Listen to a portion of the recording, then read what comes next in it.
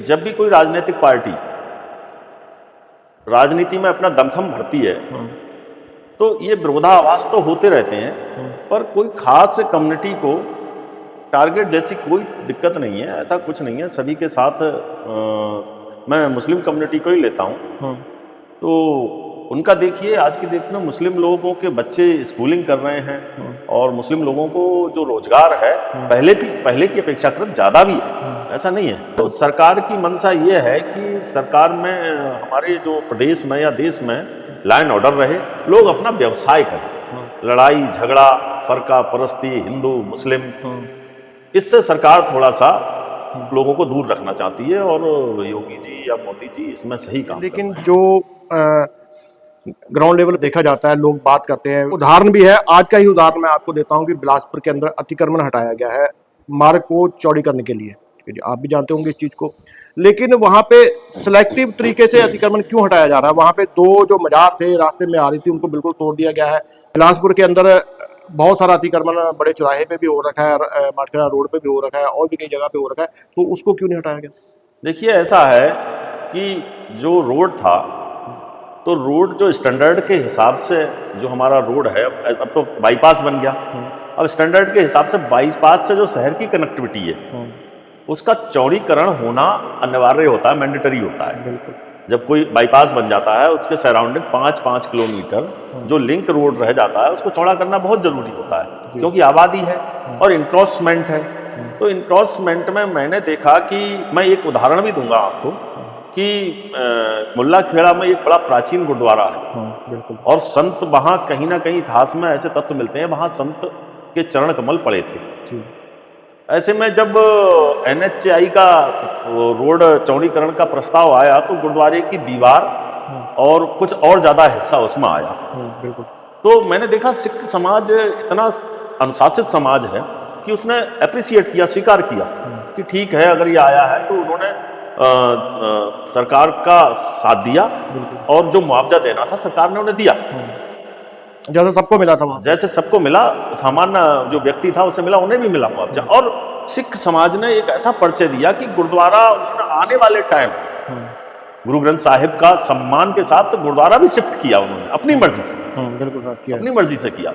तो ये तो एक्चुअली सभी धर्मों के लोगों को स्वीकार करना चाहिए कि समाज में अगर कहीं कोई इंक्रोचमेंट है, धार्मिक स्थल बना हुआ है और वो कहीं ना कहीं समाज के व्यक्तियों के ट्रैफिक व्यवस्था में अवरोध पैदा कर रहा है, तो उसको अप्रिशिएट करना चाहिए, स्वीकार करना चाहिए। उसमें कोई टीका टिप्पणी करने की जरूरत नहीं है, हिंदू मुस्लिम से जोड़ने की जरूरत नहीं है। ये तो बहुत अच्छी बात है। बिल्कुल, मैं आपसे इस चीज पे सहमत हूँ कि रास्ता अगर कहीं बंद होता है तो वहां पे कोई भी स्थान आ रहा है उसको शिफ्ट करना चाहिए, चाहे चाहिए।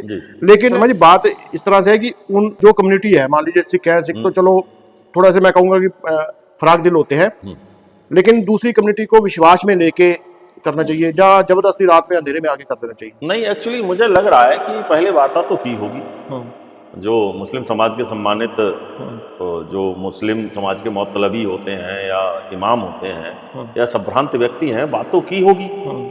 अब इसमें मैं तो यही सोच रहा हूँ, बात जरूर की होगी कहीं ना कहीं। और जो माटखेड़ा रोड पे अतिक्रमण हो रखा है उसका भी कुछ ना कुछ होना चाहिए। माटखेड़ा रोड पर तो जो अतिक्रमण है वो व्यक्तिगत लोगों की बिल्डिंग्स का ही है। हाँ जी, बिल्कुल, लोगों की व्यक्तिगत बिल्डिंग्स हैं। वो भी बाईपास से लिंक रोड है ना, इसलिए हाँ, वो बाईपास से लिंक रोड है, पर जो माटखेड़ा रोड एक कनेक्टिविटी रोड है। वो जो मेन रोड था, NHAI या NH का स्वरूप था, वो मेन रोड यही था जो हमारा मंडी से लेकर बिलासपुर को डाउन क्रॉस करके जाता है। माटखेड़ा रोड एक कनेक्टिविटी रोड है, वो एसएच रोड है, एसएच कनेक्टिविटी है, स्टेट हाईवे कनेक्टिविटी है। तो वो उसमें इस प्रकार का चौड़ीकरण एकदम नहीं होगा, वो धीरे धीरे इंक्रोचमेंट के बढ़ते आधार को देखते हुए करेंगे। आपका कहना है कि ये सिर्फ विकास के रास्ते में जो रोड़ा बनना था उसी वजह से ये अतिक्रमण हटाया गया है, किसी व्यक्ति विशेष को जहाँ बहुसंख्यक को खुश करने के लिए सरकार की कोई मंशा नहीं थी? सरकार की ऐसी कोई मंशा नहीं लगती है हमें, क्योंकि सरकार जो है सबसे ज्यादा जोर दे रही है इस समय या सड़कों पर दे रही है। पूरे भारत के अंदर सड़कों पर जो विकास हो रहा है वो बहुत बड़ी क्रांति है। तो इस क्रांति में जो फायदा होगा आम जनमानस को होगा। तो आम जनमानस में हिंदू या मुस्लिम हो, उनको सहयोग करना चाहिए। करीब 80 साल ही होने जा रहे हैं, अब 2 साल कम होंगे हमारे देश आज़ाद हुए को।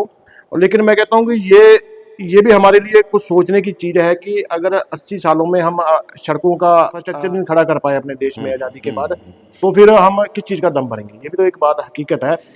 आने वाले 2027 के चुनाव में रामपुर, देखिए कि पहले यहाँ पे ज़्यादातर समाजवादी का बोलबाला रहा है, इसमें दो राय नहीं है। बीजेपी पिछले करीब 10 साल से लगा लीजिए कि यहाँ पे रामपुर में थोड़ा अच्छा कार्य कर रही हैं।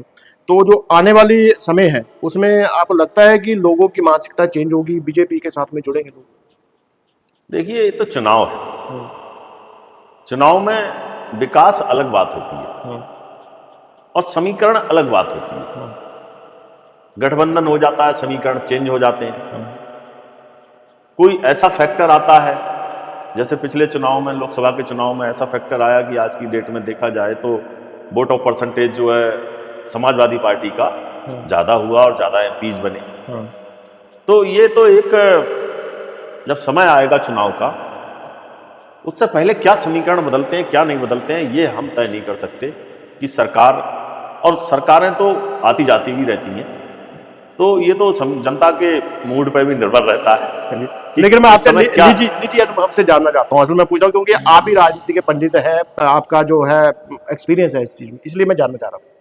एक्चुअली मैं तो भारतीय जनता पार्टी की सरकार से, योगी की सरकार से जो आम जनमानस बहुत खुश है, क्योंकि लाइन ऑफ ऑर्डर बहुत अच्छा है। रात में हमारी बहन बेटियां कहीं निकल जाएं, कोई खतरा नहीं है, लूटपाट बिल्कुल बंद है। तो कहीं ना कहीं जो जनमानस है वो विश्वास योगी पे अभी बनाए हुए है। लोगों को जो सुरक्षा चाहिए वो मिल रही है। हाँ, बनाए हुए हैं। और औद्योगिक विकास भी हो रहा है, रोजगार का सृजन भी हो रहा है। तो ऐसा कुछ अभी ऐसा है नहीं, अभी योगी पे लोग विश्वास बनाए हुए हैं।